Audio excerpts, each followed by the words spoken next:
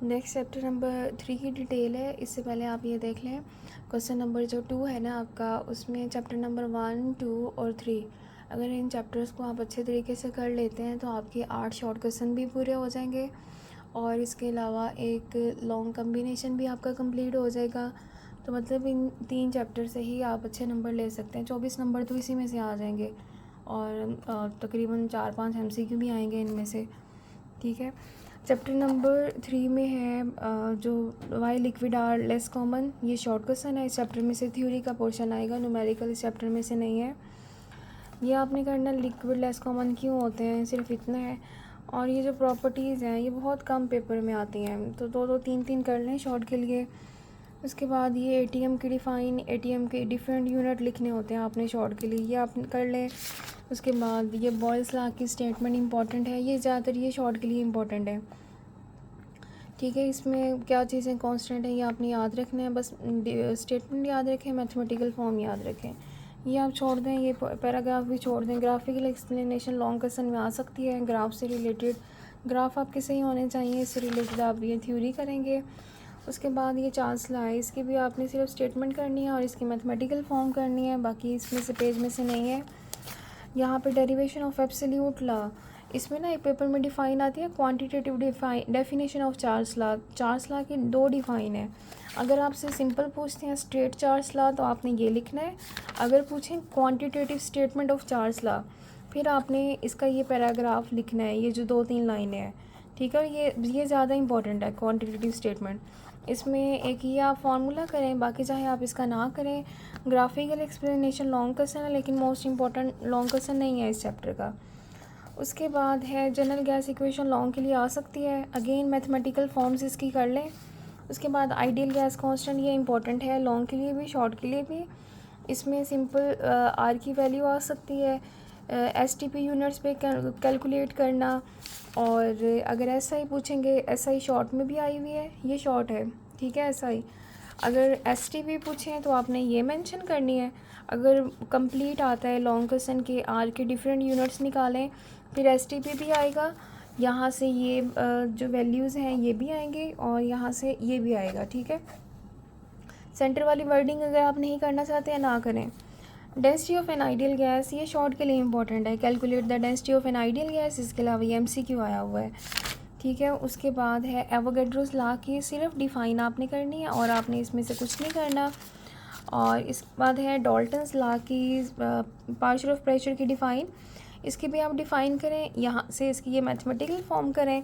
और इसके बाद ये पोर्शन वैसे बहुत ज़्यादा इंपॉर्टेंट नहीं है, रिलेशनशिप है पार्शियल प्रेशर का, देख लेना, अगर याद हो जाए तो ठीक है, अदरवाइज़ स्किप भी कर सकते हैं, क्योंकि ये पेपर में फ़िलहाल तो अभी तक नहीं आया कभी।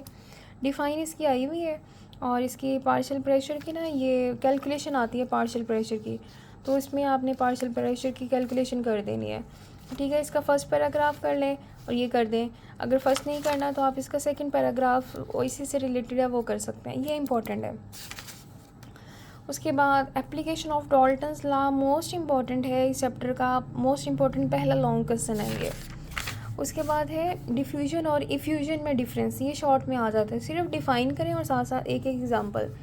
Graham's law of diffusion long question है, ये आता है, इसके ये वेरिफिकेशन भी आती है, डिमॉन्स्ट्रेशन जो है इसकी, इसमें भी स्टेटमेंट करें, सिर्फ मैथमेटिकल फॉर्म करें और यहाँ से आप इसका ये कर लें, ठीक है। उसके बाद है KMT की पोस्टुलेट्स, ये पोस्टुलेट्स आपने करनी है इसकी, ठीक है। KMT की पोस्टुलेट्स आ गई, ये इसका फार्मूला आ गया, ये इसका फार्मूला करना है।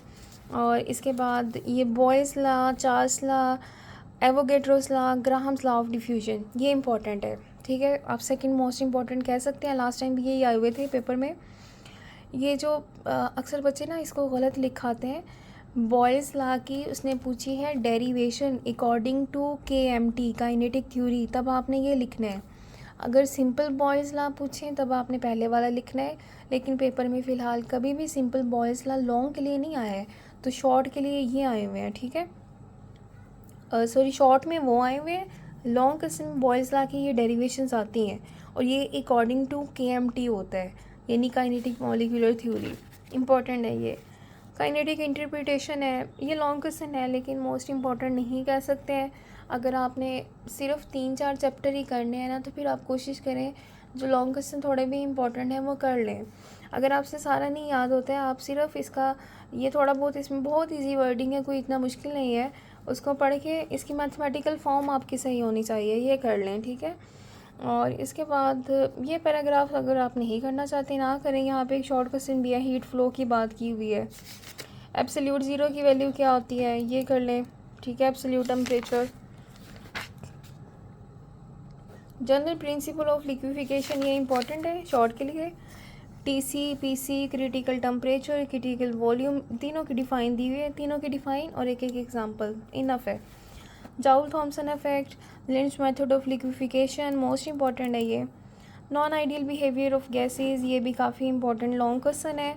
इसमें ग्राफ और वर्डिंग सही होनी चाहिए, ग्राफ्स आपके सही होने चाहिए, ठीक है। और यहाँ से वर्डिंग आप कर लें, ग्राफ से रिलेटेड ना आप वर्डिंग खुद ही इसकी शॉर्ट कर लें। यहाँ से आपका ये रिज़ल्ट लास्ट में लिखने हैं। यहाँ पे कुछ काफ़ी सारे पैराग्राफ ऐसे हैं जो काफ़ी वर्डिंग ऐसी है जो आप छोड़ भी सकते हैं, उसको स्किप भी कर सकते हैं। ग्राफ से रिलेटेड देख लेना, जो है वो कर लें। उसके बाद है ये फॉल्टी पोस्टुलेट KMT की, ये मोस्ट इंपॉर्टेंट है शॉर्ट के लिए। अगर रीज़न पूछें डेविएशन की आइडियल बिहेवियर से, तब भी आपने यही लिखनी है। उसके बाद है वॉन्डर वॉल्स इक्वेशन, ये लॉन्ग क्वेश्चन है लेकिन कम आने के चांसेस होते हैं, इसके भी बहुत ज़्यादा इंपॉर्टेंट नहीं है। अगर ये पेपर में आता है तो ये कभी भी सारा नहीं आएगा, या वॉल्यूम करेक्शन पूछेंगे या प्रेशर करेक्शन पूछेंगे, दोनों में से कोई एक पूछेंगे। ये सारी इसकी मैथमेटिकल फॉर्म है, ठीक है। वर्डिंग चाहे ना करें आप, इनकी मैथमेटिकल फॉर्म जो है वो कर दें, ये प्रूव आता है शॉर्ट के लिए ना। और ख़ास तौर पे इसके यूनिट्स आते हैं, A और B के यूनिट्स, ये लाजमी करें, ठीक है। यूनिट्स यूनिट्स यहाँ से ये। उसके बाद है प्लाज्मा स्टेट वाला, प्लाज्मा की डिफ़ाइन, प्लाज्मा बनता कैसे है, नेचुरल आर्टिफिशियल प्लाज्मा, ये भी शॉर्ट है, ज़्यादा इंपॉर्टेंट ये है। प्लाज्मा की फॉर्मेशन, इसकी डिफ़ाइन। उसके बाद है कैरेक्टरिस्टिक्स ऑफ प्लाज्मा, ये भी आ सकती है शॉर्ट में। ये लॉन्ग के लिए इसकी ये एप्लीकेशन इंपॉर्टेंट है। अगर किसी चैप्टर में एप्लीकेशन दी हो ना, तो वो एप्लीकेशन में से लाजमी ये क्वेश्चन आ जाता है। डॉल्टन्स की भी इंपॉर्टेंट है, इसकी भी इंपॉर्टेंट है। एटलीस्ट 4 to 5 आप अच्छे तरीके से याद करें लॉन्ग के लिए। उसके बाद इसके एक्सरसाइज के MCQ एक्सरसाइज में से आएंगे इस चैप्टर के। और इसके बाद ये कुछ चैप्टर के एक्सरसाइज के शॉर्ट क्वेश्चन है। इसमें क्वेश्चन नंबर 7 का A and B पार्ट, ये जनरल गैस इक्वेशन से रिलेटेड है। ये वाला आइडियल गैस कांस्टेंट के यूनिट्स हैं उससे रिलेटेड है। डॉल्टन्स लॉ की पार्शियल प्रेशर, ये इंपॉर्टेंट है क्वेश्चन, ये कर लेना आप लोग, ठीक है।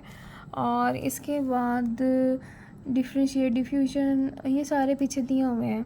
ये बॉयज़ लॉ की, ये इस तरीके से क्वेश्चन आता है जो लॉन्ग क्वेश्चन है ना, बॉयज़ लॉ की डेरिवेशन वगैरह। उसके बाद ये फॉल्टी पोस्टुलेट भी है, ये शॉर्ट क्वेश्चन काफ़ी ज़्यादा इंपॉर्टेंट है, इसको आप अच्छे तरीके से करना। हाइड्रोजन हीलियम आइडियल होती हैं। उसके बाद फिज़िकल सिग्निफिकेंस क्या है वॉन्डर वॉल की, ये शॉर्ट के लिए इंपॉर्टेंट है। उसके बाद ये भी शॉर्ट क्वेश्चंस हैं लेकिन ज़्यादा इंपॉर्टेंट पहले वाला है, और इसके बाद ये दो मोस्ट इंपॉर्टेंट है, ये दो शॉर्ट क्वेश्चन और यहाँ से BC, इनमें से लाजमी एक शॉर्ट क्वेश्चन आ जाता है और इसका AB, ठीक है। बाकी चैप्टर में से न्यूमेरिकल है, न्यूमेरिकल्स आपने नहीं करने हैं।